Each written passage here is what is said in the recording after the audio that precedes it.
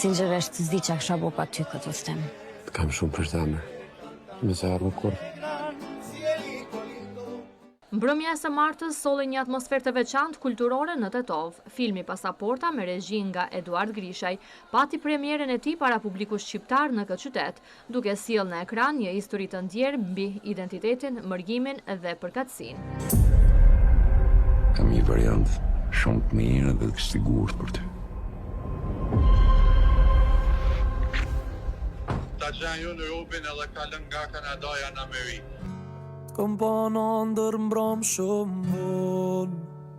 Ekskluzivisht për emisionin Ritmi i ditës, regjisori Eduard Grishaj ndan me ne prapaskenat e filmit, emocionet e realizimit dhe mesazhet që dëshiron t'i përcjell përmes këtij rrëfimi. E unë të mbajta të shtrëngova në krahët e mi. Okej, 3, 2, 1. Futë edhe këtë aja, sa është interesante. Aida Mirëngjesi, është shumë kënaqësi që e fillojmë sot ditën bashkë në emisionin tënd dhe besoj duke filluar ditën sot bashkë në emisionin jot, ka për të dita mbar. Dita ime dhe jot, ja. Njësoj. Atë më thuaj si kanë qenë impresionet, si u mirëprit filmi Pasaporta në qytetin e Tetovës, duke marrë parasysh që ma thatë më herët që është hera e parë që e vizitoni qytetin e Tetovës. Nuk është gjë e mirë që është për herë të parë që vizitoj qytetin e Tetovës. Ne e thamë që mos ta tregosh këtë emision, por ne se e tregove, është për herë të parë që unë isha në Tetovë, që nga Dibra e Madhe që unë u futa në pjesën e Maqedonisë Veriut, ishte fantastike gjithë peizazhi, gjithë rruga dhe që aty fillova duke u ndjej shumë i lumtur që kisha ardhur te Tetovë. Kisha ardhur më herët, kisha filmi i fundit që ka qenë Sofia kam pasur në Shkup. Edhe shumë njerëz që kam takuar tek filmi Sofia kishin ardhur nga Tetova dhe unë isha me borxh një farë mënyrë për t'u ardhur tetovarëve në shtëpi tani dhe më kanë pritur në mënyrë të jashtëzakonshme, publiku i kishte mbush sallën e Pallatit të Kulturës dhe kjo ishte një respekt i veçantë për mua, për kastin e për gjithë njerëzit që kanë punuar për këtë film dhe jam shumë i lumtur që isha në Tetovë. Për herë të parë ishte fantastike dhe duke qenë se isha për herë të parë, kjo është një tregues që mund bën banorët e asaj zone që të vi përsëri në Tetovë me filmat e tjera. Atëherë, le të fokusohemi te filmi Pasaporta. Si lindi ideja për të realizuar këtë film dhe sa ka të bëjë kjo histori personale me ju? Unë çdo gjë artistike që unë kam bërë, që kur kam qenë shumë i vogël që jam marrë me këtë punë, që 15 vjeç kur kam punuar për herë të parë në televizion dhe pastaj duke angazhuar me filmin, çdo histori që unë kam krijuar ka lidhje personale. Unë nuk mund të bëj diçka që nuk është pjesë e, si më thënë, e shtëpisë time. Dhe unë mendoj që gjërat më të bukura që ndodhin janë mrena oborrit të shtëpisë. Dhe ato janë gjëra që ne i kuptojmë shumë më mirë. Edhe unë vi nga një familje migranta që ka migruar, vllai im ka ikur me gomone, po ashtu motra ime e gjitha, dhe unë isha shumë i vogël kur ata iknin nga shtëpia dhe jam rritur me këtë idenë që duhet bëj diçka për këta njerëz që largohen nga vendi. Dhe fatkeqësisht akoma edhe kësaj dite takoj shumë njerëz në për zonat e qyteteve të Shqipërisë, zonat rurale që akoma ka shumë të rinj që mendojnë ditëdijës për të larguar nga Shqipëria dhe vendet që kanë dëshirë të ikin janë Amerika, Kanadaja dhe Anglia. Edhe janë vendet që privohet lëvizja e lirë dhe shqiptarët kanë qejf të largohen atje ku ju privohet dhe duhen të ikin me mjete të tjera në mënyrë ilegale, pasaporta false e tjera. Unë një djali që ishte edhe ky mrena ti oborrit shtëpisë tim mrena fisit, një ditë bukur merr telefon dhe më thot jam në Meksik. I them po çfarë bën në Meksik? Tha jam duke ikur than Kanada, tha, me pasaport falso. I them me ke jetë me bashkë me një vajzë tjetër. I them pa njeh fat vajzën, jo, tha nuk e njeh, tha shtira e parë, tha. Por tha ky personi që po na niste në mënyrë ilegale, tha më ofroi tha një vajzë e cila donte të ikte te burri veç ishte pa dokumenta atje dhe mënyra e vetme e kësaj vajze ishte për shkuar ilegalisht dhe na ofroi këtë mundësi për ta nisur të dyve bashkë që dukeshim në për këto doganat në kufi sikur jemi burrë dhe grua që të jemi më të besueshëm. Edhe kur ma tregoi këtë histori, thash që kjo është një histori e jashtëzakonshme që unë ta kthej në film dhe për të treguar se si është kjo rruga e krimit organizuar, se si nisin njerëzit e ri akoma sot kësaj dite duke paguar shumë lekë, duke u fut njerëzit në borxhe për të ikur në Amerikë dhe në Kanada ilegalisht. dhe për të dhënë një mesazh se sa rrezikshme është për të ndjekur këtë rrugë. Dhe pra, nga i momentin fillova të mendoj dhe fillova shkruaja për këtë filmin, duke u bazuar gjithmonë te historia e këtij djalit dhe shumë djemë dhe vajzave të tjerë nga Shqipëria, kur them nga Shqipëria, nga shqiptarët e Maqedonisë, të Kosovës, sepse unë mendoj që ne gjithë shqiptarët kudo që jemi të ndarë, kemi pothuajse të njëjtat problematika e njëjtat halle dhe kështu lindi ideja, për të filluar unë këtë film. E ishte një ide shumë e çmendur, ishte shumë e vështirë sepse ky film duhet xhirohej në vende si Meksika, në vende si Italia, në vende që ishte fiks kjo rruga që ndjekshin këto grupet e strukturuara kriminale dhe ishte shumë e vështirë, sepse unë nuk kisha as mundësi sa unë të bllokoj aeroporte dhe të bllokoj qytete të mëdha për të xhiruar, por siç jemi ne shqiptarët që i marrin përsipër dhe kemi guxim për t'ja filluar ta gjëra dhe kështu e fillova alone. Unë xhiruar në aeroporte, me thënë drejtën kam xhiruar pa leje në pjesën më të madhe të aeroporteve, kam xhiruar në avion, kam shkuar në Meksik, një vend që unë dhe pjesëtarët e stafit që shkuam atje as nuk kishim qenë më përpara, u përballëm me një vend shumë problematik. Unë shkova një ditë me xhiruar në Mexico City dhe merrën disa polica atje, ne thjesht kishin parkuar makinët për xhironin dhe na thonin që nuk lejohet dhe filluan të bërtisnin. Dhe pastaj u shput njëri nga ata dhe tha nëse ti paguan lek tha mund xhirosh, pra një vend shumë i korruptuar që policit kërkojnë lek dhe kur flasim ne në Shqipëri për korrupsionin atje, Shqipëria dukej si Zvicra. Krahasim me çfarë bëhej andej, por në këto vështirësi ma bën filmin më real, ma bën filmin dukej shumë i vërtetë dhe prandaj më ndihmoi shumë edhe për aktorët duke i çuar në Meksik, duke i çuar atje ku janë emigrantat, edhe aktorët e kishin shumë më të lehtë për të bërë pjesë e rolit. Në një farë mënyrë është bërë tamam origjinal, ashtu siç e keni paraqituar. Sigurisht me që është realizuar aty ku edhe nis filmi, sigurisht. Unë kam ndjekur gjithë rrugën, nga aeroportet, nga qytetet, nga shtetet, nga gjitha. Siç ka qenë historia. Sa ka qenë sfiduese pastaj që të barteni në Shqipëri, Milano dhe Meksik? Sa kohë është dashur që ta finalizoni dhe sa kohë ju ka marrë gjithë ky proces? Muaj, vite apo? Ky proces që nga fillimi që unë kam dëgjuar historinë, edhe derisa unë sot e kam përpunuar, ka 2 vite e gjys që ka filluar procesi i punës. Kjo ka shumë punë para përgjigjore, unë pastaj kam filluar shumë kohë përpara për gjetur aktore, se për mua ata që 2 kryesorë që bënin filmin ishin 2 të rinj, që unë e doja patjetër që vajzën ta kisha nga Kosova ose nga Maqedonia, nuk kishte rëndësi, por e doja që të jenë nga një pjesë tjetër, jo të jenë të Shqipërisë. Aty kurse djalin e doja nga Shqipëria. Unë gjithmonë edhe projekti i parë që kam pas te Sofia, e kam pas vajzën nga Kosova, djalin nga Shqipëria, pra unë mundohem duke pas parasysh se ne jemi po histori me njëjtat halle, i mendojmë gjërat e histori, dua që t'i përfshirë edhe gjërat e mia artistike. Kam bërë shumë audicione derisa gjeta këta 2 të ri. Indri është djali që luan e Donin në film dhe ai unë doja patjetër që edhe në jetën e tij reale kishte lidhje me emigracionin dhe unë e gjeta në Rom, nuk e njihja më përpara, kishte bërë audicion dhe kur e pash që ky kishte qenë vetë emigrant, sepse doja që ky emigracionin ta jetonte në lëkurë. Edhe vajzën që unë e gjeta në qytetin e vogël të Gjilanit, andej nga vini dhe ju me origjinë, Kaonën, ishte vajza e aktores që ne njohim shumë mirë, Adriana Matoshi.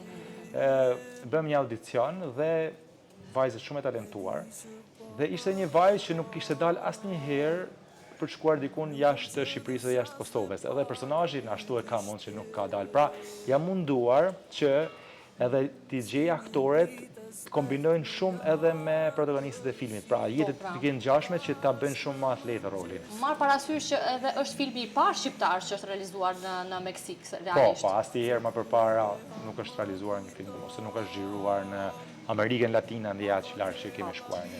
Surpriza e këtij filmi ishte edhe pjesëmarrja e Arbana Osmanit. Kjo s'ishte surprizë fare.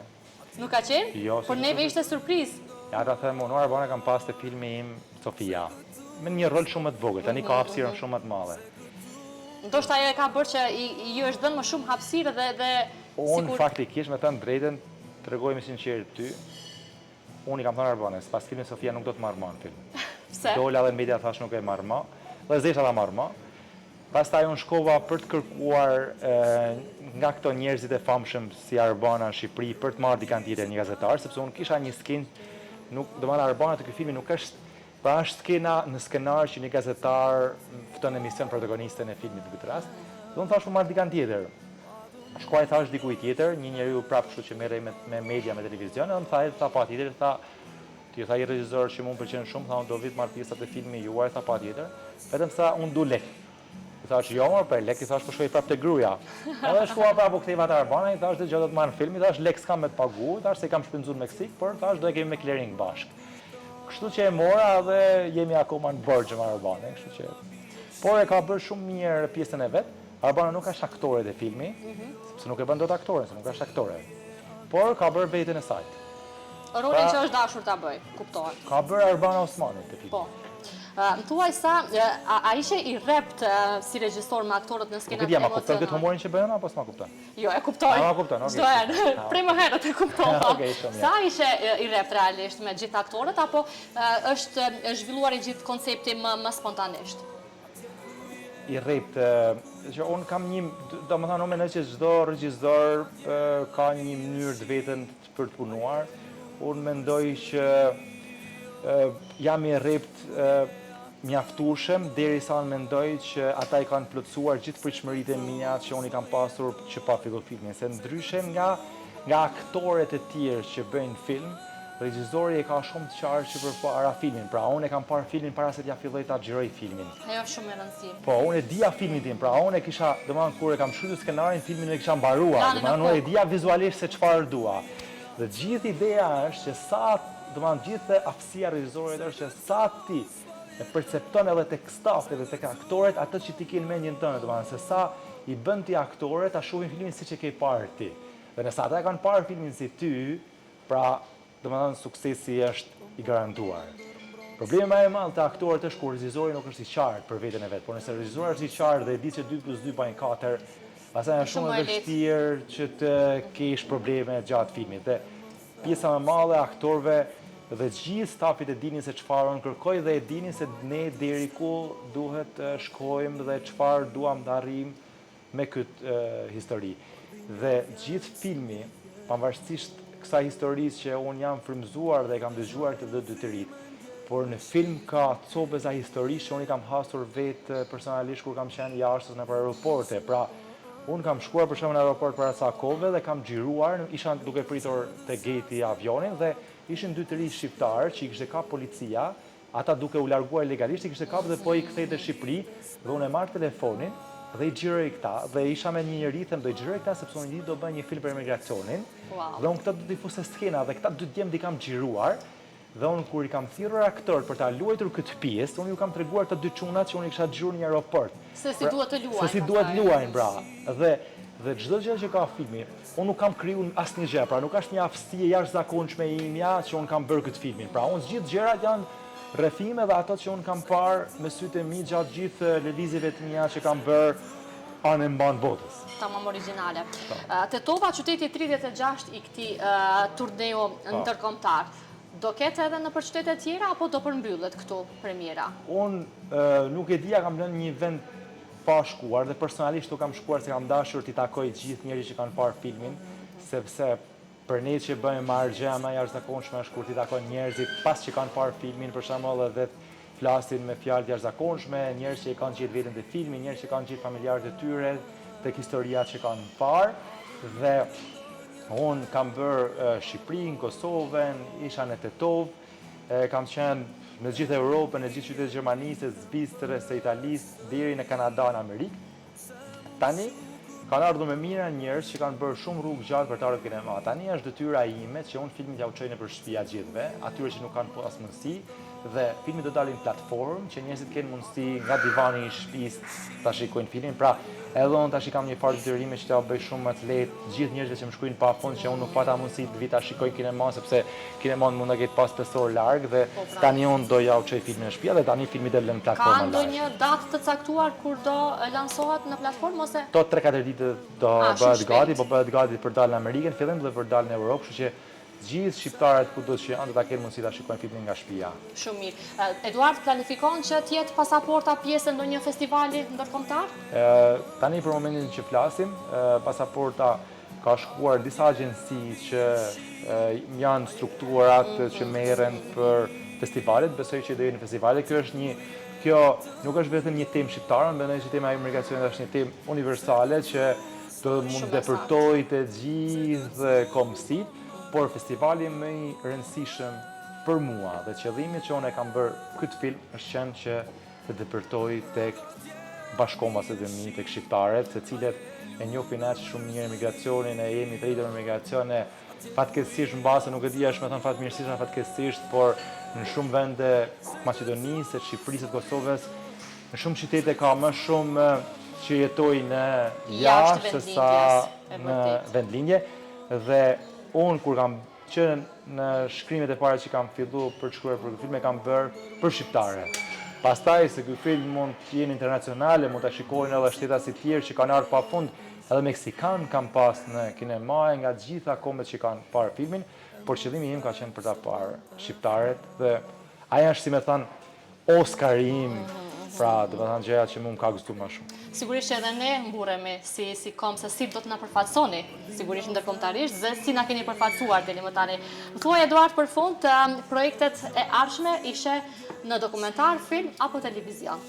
Unë besoj, unë jam njeri që mendoj që duhet i ndërthur personalisht gjithmonë televizionin me filmin, dhe nuk edhe filmi, nëse ti film pas filmi ti merresh mbas edhe konsumohesh, ndoshta duhet me pas këtë shkputje dhe mi kombinu me njëra me tjetrin. Mbas tani, pas këtij filmi Pasaporta ka momenti për të bërë televizion dhe pastaj pas televizionit duhet me vazhdu prapë me film. Pra unë mendoj që nuk duhet mu bë bajat gjithë jetën për të bërë diçka, por duhet ta përzihesh pak ujin për të pas më shumë ide për të bërë gjëra inovative. Ka ndonjë projekt konkret për televizion ose?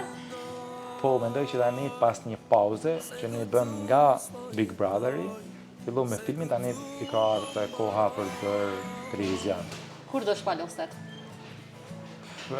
Zakonisht tani nga shtatori fillojnë projekte televizive, sezoni, i themi ne. Nuk e di si e keni ju. Shtatori keni edhe ju? Po, shtatori. Apo ju se ndalni asnjëherë? Jo. Ne nuk e ndalim, po shtatori nisë gjithmonë me risi. Atëherë pra janë risia. Nga shtatori tetori. To kur fillon dimri, se njerëzit kanë nevojë ndimër, afër xhagut si qemi ne, për me pa televizion. Meksik. Pasaporta nuk është vetëm një film, është një kujtesë për udhëtimin e brendshëm që bëjmë për të kuptuar se kush jemi dhe ku e kemi vendin. Tetova e mirëpritim me Eduard Trokitje këtë rrëfim, duke u bërë qyteti i 36 në turneun ndërkombëtar të filmit, si një dëshmi se historia shqiptare e preku zemrën e publikut kudo që shkoi.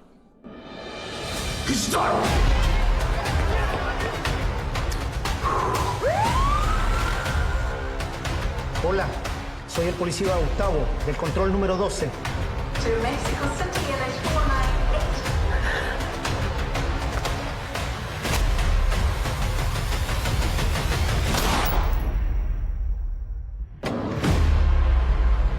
Të do shkruaj një libër për historinë tonë.